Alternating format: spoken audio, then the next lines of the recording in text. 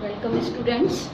अभी तक हमने चर्चा की थी प्रगतिवाद और छायावाद, द्विवेदी युग और भारतेंद्र युग, और इसी युग की एक प्रवृत्ति विशेष रूप से जो देखने में आई और जो आज तक चल रही है, पहले तो प्रयोगवाद के रूप में। प्रयोगवाद छायावाद उत्तरकाल में जब प्रगतिवाद के समांतर ही हिंदी में एक और कविता की धारा प्रवाहित हो रही थी, जो घोर व्यक्तिवाद से थी, घोर अहमवादी, स्वार्थ प्रेरित, असामाजिक, उच्छृंखल, असंतुलित मनोवृत्ति के रूप में हुई। इस कविता की इस विद्रूप प्रवृत्ति का अंतिम रूप से कोई नामकरण नहीं हो पाया। ये कविता शायद यही कारण है कि अनेक नामों से इसको अभिहित किया गया। पहले इसे प्रयोगवाद कहा गया। पहला तार सप्तक जो आज्ञे जी के निर्देशन में, उनके संपादकत्व में प्रकाशित हुआ 7 कवियों का, वो प्रयोगवाद कविता के नाम से प्रसिद्ध हुआ। इसी कविता को प्रतीकवाद, प्रपद्यवाद, रूपवाद, नई कविता, अकविता आदि कई नामों से अभिहित किया गया। आरंभिक अवस्था में नकेनवाद की भी उपासना दी गई, जो नलिन लोचन शर्मा,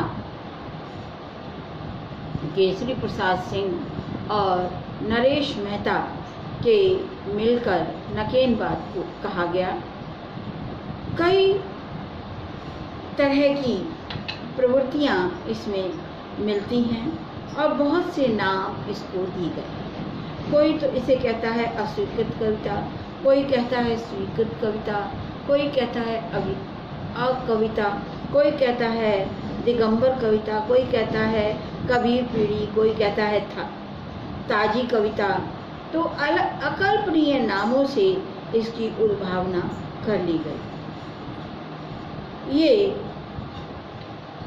इस काव्य धारा के प्रचार प्रसार में मासिक, द्वैमासिक, त्रैमासिक, अर्धवार्षिक पत्रिकाओं, प्रतिपाटल, निकष, संकेत, नई कविता, ज्ञानोदय, धर्मयोग, कृति, लहर, घोषणा पत्रों द्वारा नेतृत्व और उत्कर्ष की स्थापना में संलग्न है।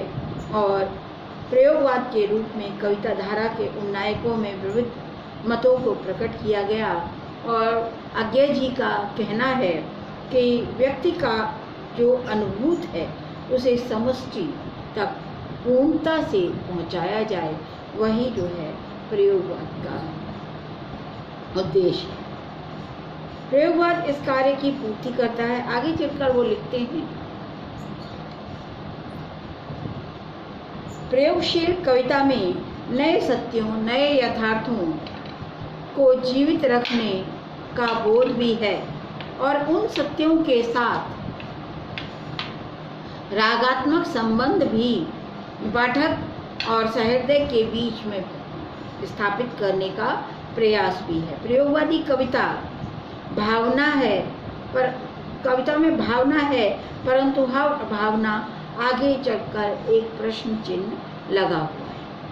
प्रयोगवादी कविता व्यापक सामाजिक यथार्थ को लेकर चली है, सामाजिक सत्य को लेकर चली है। बौद्धिकता की मात्रा उसमें सर्वाधिक है।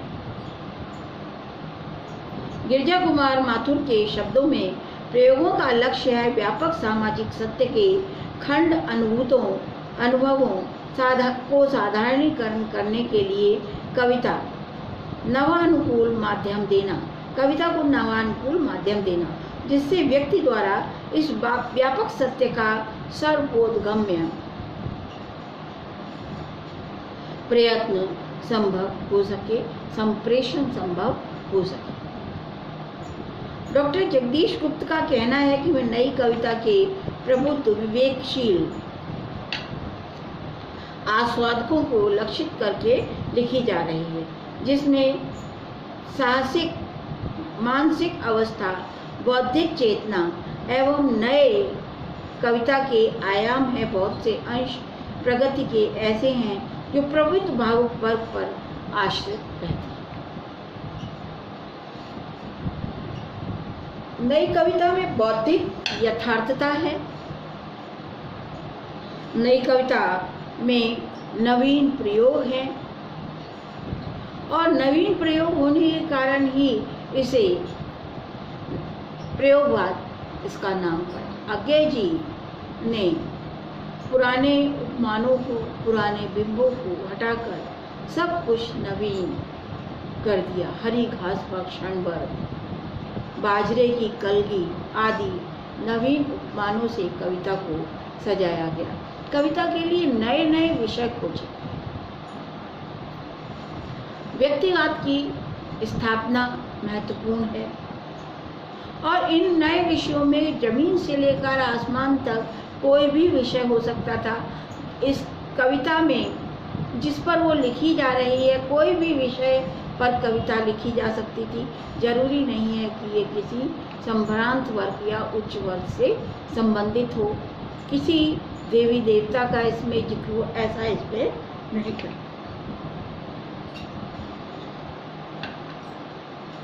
इस कविता में शैलीगत और अभिव्यंजनागत बहुत से नवीन प्रयोग हमें दिखाई देते हैं और कई लोगों ने तो इसको प्रगतिवाद की एक शाखा के रूप में भी वर्णित किया है, जो कि ठीक नहीं है, अनुचित प्रयास है। प्रयोगवादी कविता के क्या कारण हुए जो ये कविता उद्भूत हुई? बहुत से शब्दांबर कविता में प्रयुक्त किए जाने लगे और शब्दों और बिंबों के गतिशील तत्वों को नष्ट कर दिया गया। दूसरे, प्रगतिवाद में सामाजिकता के नाम पर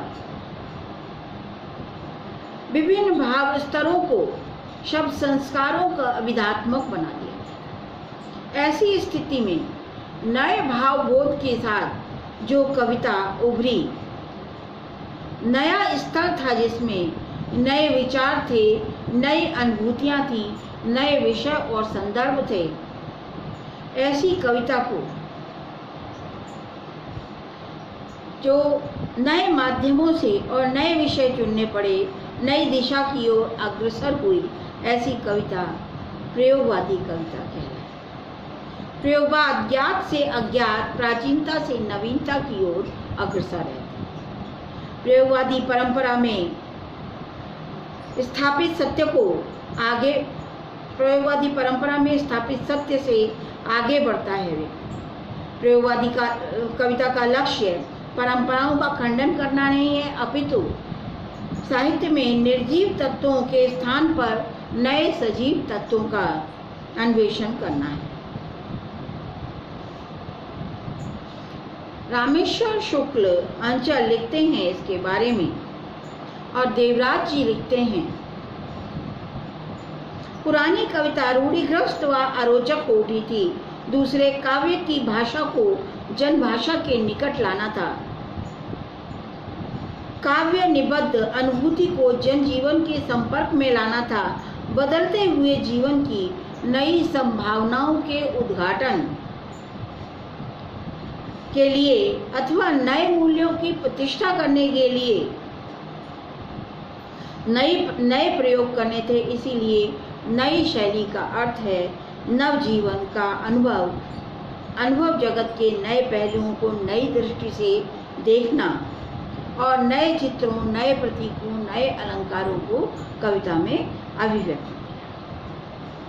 रामेश्वर शर्मा का मत है, प्राचीन रूढ़ियों और संस्कारों से जब मनुष्य ऊब जाता है तब वह नवीनता की ओर उन्मुख होता है। जीवन जगत के सौंदर्य के मानदंडों के समान साहित्य सौंदर्य की अभिव्यक्ति के मानदंड भी बदलते रहते हैं। नई कविता से पहले की हिंदी कविता रूढ़िबद्ध, परंपरागत ग्रस्त हो चुकी थी। नई कविता समाज के साथ कदम से कदम मिलाकर चलने की क्षमता रखती है।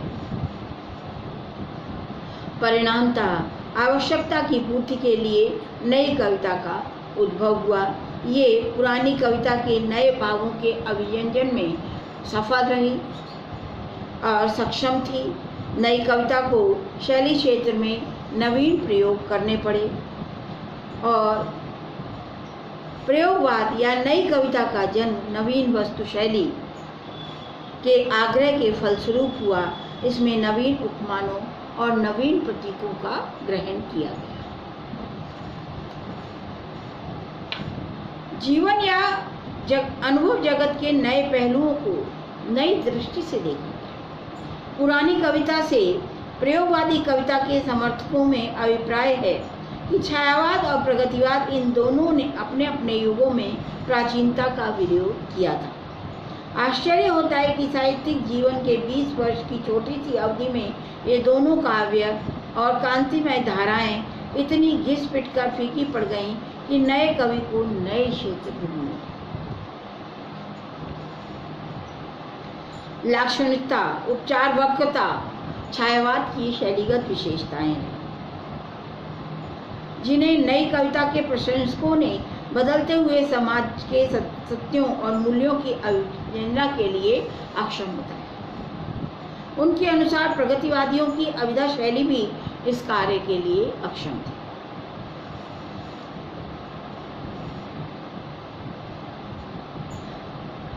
कुछ आलोचकों का कहना है कि प्रयोगवाद में आलोचक प्रवरों को निविड़ तिम्राच्छन्न गहन गो ने त्रिलोकाति नाशनी काव्य जगत की कौन सी अपूर्व शरणी अभीष्ट है। साथ साथ इस धारा के कवियों में कुंठाओं, दमित वासनाओं, अवचेतन लोक के में खोज निकाला, जिसके विकृत मूल्यों और सत्यों की अभिव्यक्ति के लिए वह त्रिशंकु के समान उनकी सृष्टि रचनी पड़ी।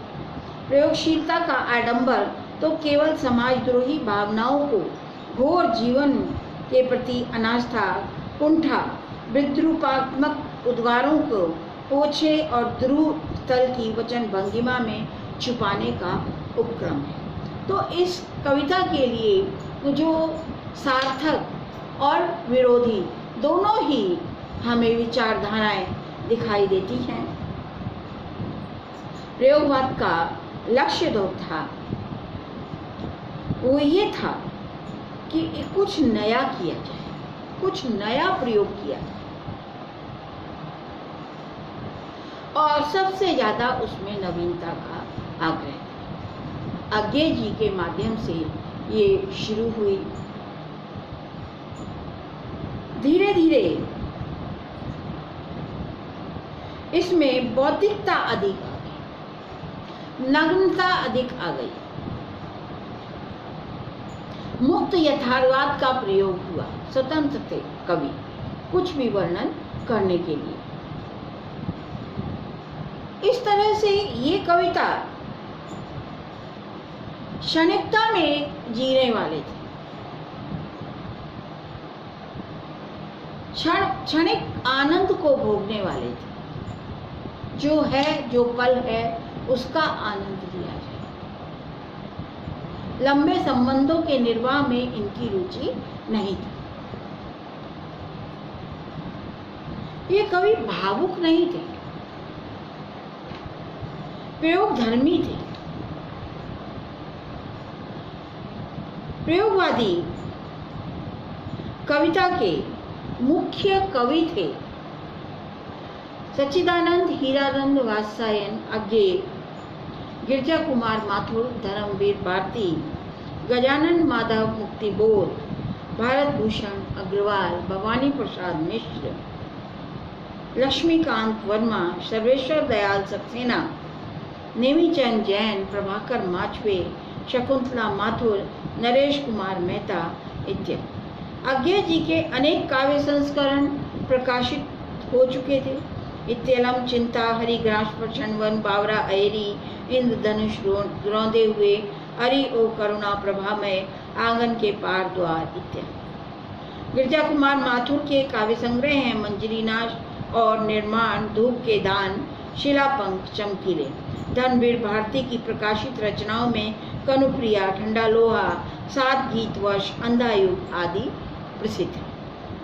मुक्तिबोध हिंदी साहित्य को अनेक रचनाएं मुक्तिबोध ने प्रदान की, जिसमें प्रगतिशीलता का स्वर सदा उच्च बना रहा। छवि के बंधन, जागते रहो, मुक्ति मार्ग इत्यादि। भारत भूषण अग्रवाल की प्रसिद्ध रचनाएं हैं छवि के बंधन, जागते रहो, मुक्ति मार्ग आदि।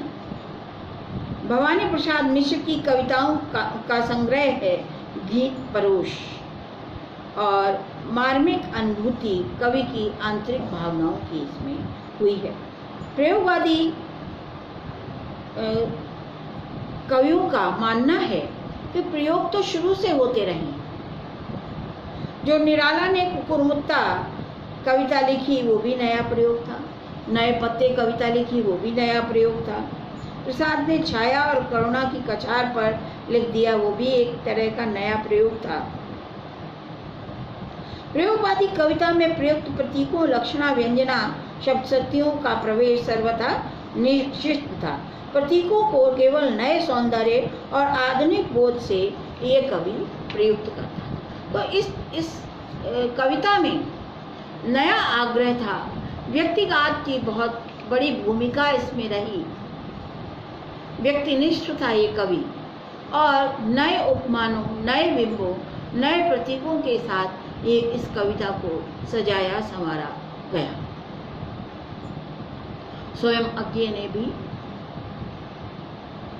हरी घास पर क्षण भर क्षणिकता और क्षण भर के आनंद का वर्णन किया है, और इसी तरह से नदी के द्वीप में स्वयं के व्यक्तित्व को निर्माण की एक आकुलता दिखाई देती है। हम नदी के द्वीप हैं।